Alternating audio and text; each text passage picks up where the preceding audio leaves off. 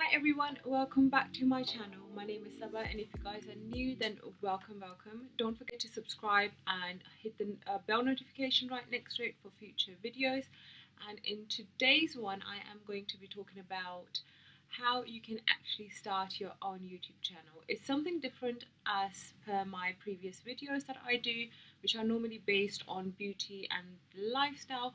But today I just wanted to do something different and give you guys a valuable video, I would say, that can, help you guys out in case you are thinking of starting your own YouTube channel. So I have split this video in a few parts and I'm just going to go through them one by one. For your purpose, know why you are actually starting a YouTube channel. Before you dive into it, buy any kind of equipment or anything like that, you need to know why you would like to actually start a YouTube channel. Is it in regards to hobbies? Is that something that you just want to do as a hobby, or is it something that you want to pursue as a full-time career? Because these are two different things. If it's a hobby, you can just do as and when required, whereas if you are actually pursuing it as your career, then you have to obviously put a lot more hard work into it for it to actually pick up. Once you have started your YouTube channel, you have to remember that it always comes with some highs and some lows. So there will be days that you will actually see your channel growing when you first start, and then there will be days that you will see a very slow growth. It all depends on how you work on your channel. If you are very consistent and put a lot of work in it, you may see good growth. And however, like, YouTube is very unexpected. You just don't know how it's gonna do. I have had that in the past where I have seen really slow growth, and there were days when I gained more than expected subscribers in one day. You have to remember that the path that you have taken is something that you are going through, and you should not give up on it. If that's something that's your goal and you want to achieve it, there is a timeline that you have given to yourself, then you have to just really stick to it and do not care about whether it's going slow or whether it's going fast, whether someone's saying something. There are going to be highs and lows, so you have to just always keep your mind straight and just carry on and work towards your goal. When you are filming YouTube videos, you have to make sure that when you film, just be yourself and let your true self out, so that the viewers can see and connect with you. It happens to me as well, when I have days when I decide and watch YouTube videos to get some ideas, because that's what anyone would really do. Sometimes you just don't get the idea out of the blue, so you would be like, okay, I'm just going to go and just check what's most popular or whatever. So you may go and watch someone's video and try and replicate it. This is not the right way of doing YouTube, so you have to just get the idea, get some hints from the video, come back and do your own take of the entire video, put your bits in, like literally just change it all around and present it to the viewers. And always make sure that let yourself loose, just breathe in before you are actually filming a video, because it is quite daunting when you first start. It's quite weird to actually just literally sit in front of the camera and just talk to a camera which is not a human being. However, that being said, I personally find it really easy to speak to a camera now after all those years, instead of actually being in front of like huge crowd of people, because that really gives me anxiety, and a camera is like so much better to talk to, and you are actually reaching out to so many people just via camera, which is just mad, absolutely crazy. Because if you're not being yourself, trust me, the viewers can actually tell. If I was to watch a video and a person is just being a bit different and not being themselves, it just shows. You can see it through the screen. So always make sure that you just do a practice before filming, and just let yourself completely loose before you film a video.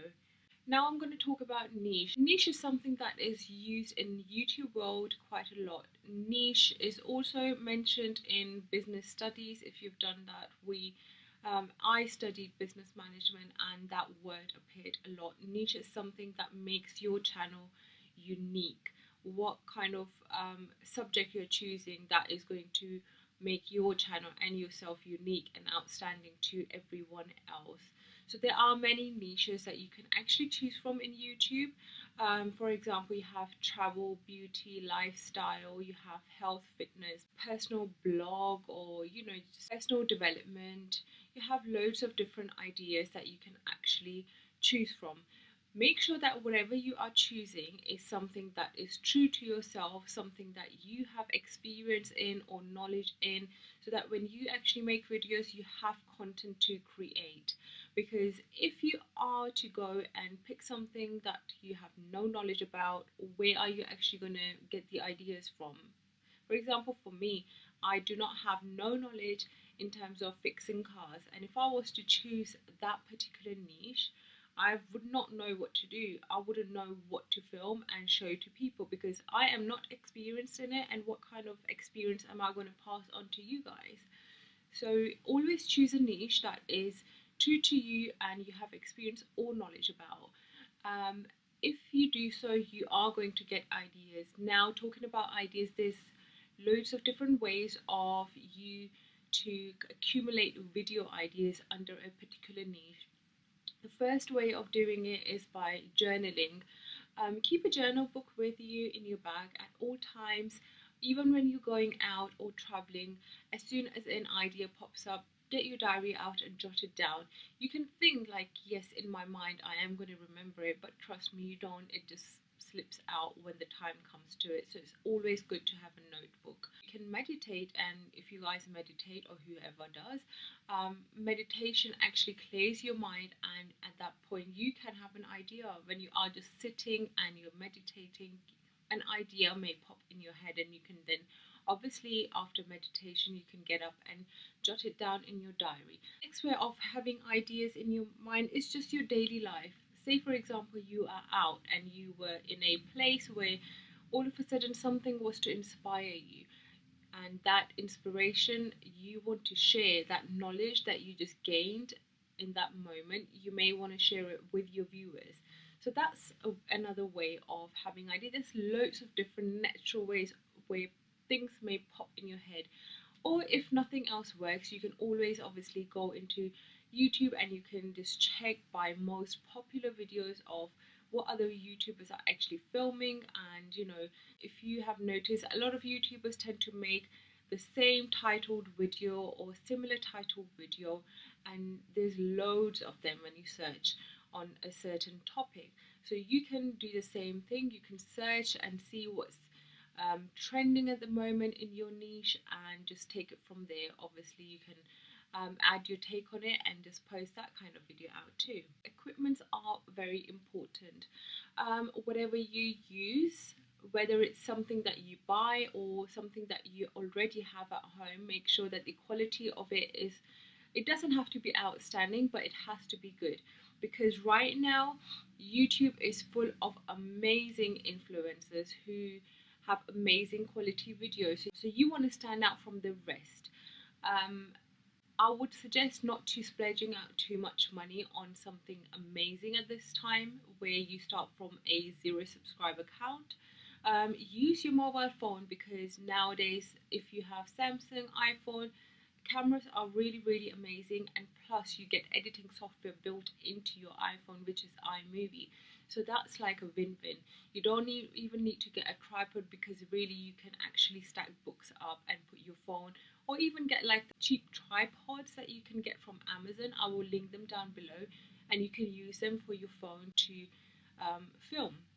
When I first bought my camera, we didn't have mobile phones that had amazing cameras back then, hence why I had to actually go and buy a new camera. I would highly suggest on not spending too much. Just see what you have at home and available to you at this moment, and just start filming with that. The equipment I actually currently use at the moment are Canon camera in 80D, we have Sigma lens in 30mm, and then we have Manfrotto tripod.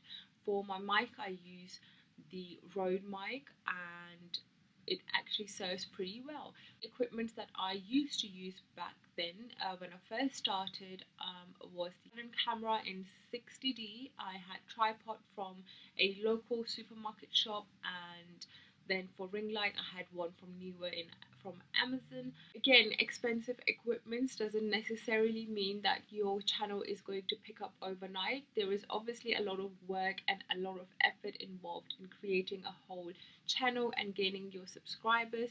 So again, I would say do not splurge too much on your equipment because it's not necessary. Do that once you have gained some sort of subscribers, because cameras are not cheap. They are actually quite pricey. For whatever I have bought, I ended up spending around £2,000 for all of my stuff, and yet I am still not happy with my Rode microphone. So at some point I am going to change it. However, if you're still thinking of going out and purchasing a camera because you do not own a mobile phone that has a good camera quality, then I would highly suggest going in and buying Canon G7X Mark II.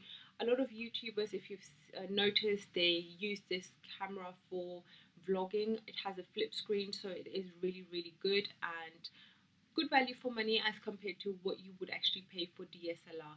The next important thing is choosing your channel name. So once you have decided that yes, I am actually going to start a YouTube channel, you have to go and choose a channel name. Now, YouTube is your brand, it's your business. If you are pursuing that as your full-time career, it's going to stick with you for a very long time. So make sure that you choose something that is going to be with you for a very long time. Choose something that's unique to you. Therefore, you have to do a lot of research. You do not want to copy someone else's name. It has to be unique to yourself so that your brand actually stands out. So if somebody was to do a search in Google, yours should come up, and that's unique to you. I have used my first and my surname, and I have used the same name throughout my social medias. I've at least tried to use the same name wherever possible. However, sometimes you cannot because the name is not available, but try and keep the same name throughout. If you can, it's easier for your followers to actually find you that way. As I have used my name, I think personally it is better to use your personal name because of course it's your brand and that is going to be presenting you. Personally, the very important thing that I would really like to talk about a little bit is the SEOs, which is search engine optimization, YouTube's algorithm, and then it's the tags and keywords. Now, to start off with SEO, search engine optimization is where search engine likes to show the top searches of the results that people have actually searched for. For example, in Google, someone's typing a keyword where they are looking for something, so you want to aim to be at the top in the entire list. That's your aim. And similarly for YouTube, you want to aim, if somebody was to search something and it's related to your video, which is, for example, how to cook a chicken curry, so you want to be right at the top of that list. That's your aim, so you want to aim for that. Then comes YouTube algorithm. YouTube algorithm actually decides which video is suggested to each viewer. So there is a whole load of things that actually goes behind the scenes with YouTube of how they fix this whole thing and how they push the videos out to viewers. But we personally work towards it of how we can make sure that our video actually gets pushed out, and therefore we use keyword. Keyword is something that helps YouTube to understand what your channel is all about. You just enter keywords related to your channel, to your niche, so that when somebody was to find a video for something, and if your channel matches, it will show up in front of them. The other thing also is tags. Tags are very important as well. It's the same thing as keyword. So keyword is for your channel and tags are for your video. So tags tell YouTube what your video is about. So keywords tells YouTube what your channel is all about, and tags talk about your video, because YouTube is not managed by people. It is automated in a way, and obviously for YouTube to understand what your YouTube video is about, keywords come into action. So you have to make sure whatever tag you are using is correct and use as many as possible.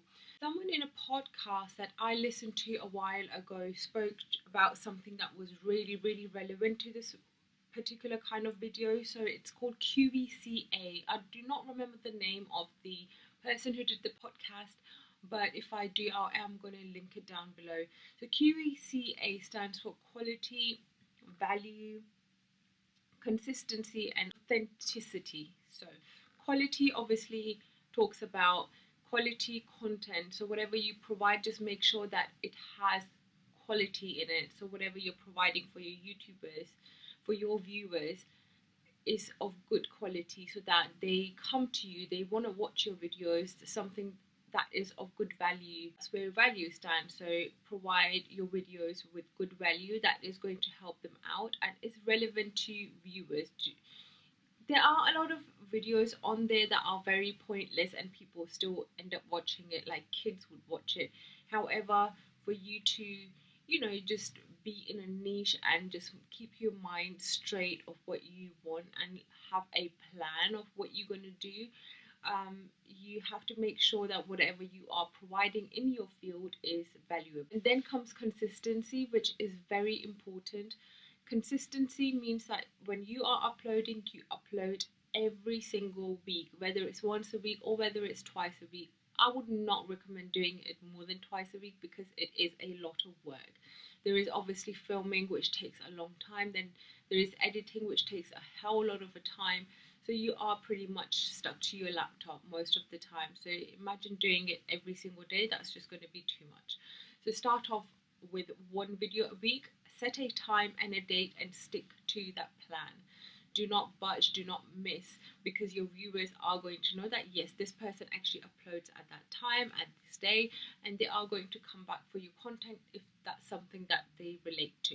As I mentioned before, is something that you have to do for yourself to be liked by the viewers, for them to be connected to you. You have to be very authentic. Be yourself, authentic content and not something that's actually copied from somebody else. I actually forgot to mention about my editing. For the editing software, I use Final Cut Pro. I used to use iMovie, which is really good as well as a starting point.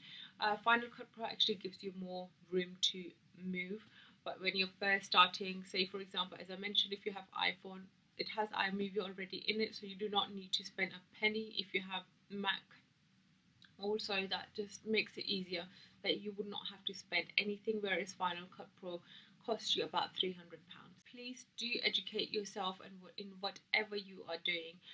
YouTube is a long journey. It takes a lot of work, it takes a lot of dedication, and you wouldn't know anything right at the beginning. Yes, maybe you know that you have to put a camera right in front of you and just film, but there is so much more that goes on behind the scenes. So make sure that you educate yourself in your free time. Watch people's videos that have been around for a very long time and they have knowledge. They have been through situations that they have experienced and they want you not to make the same mistakes. So that's basically going to cut your time out as well, of making mistakes. The mistakes that I made, for example, you are not going to make by watching those videos.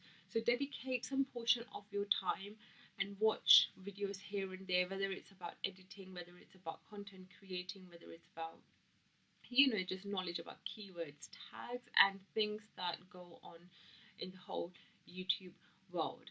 So educating yourself is very important. That wraps up my video, and I hope you guys enjoyed. I will hopefully catch you guys in my next one.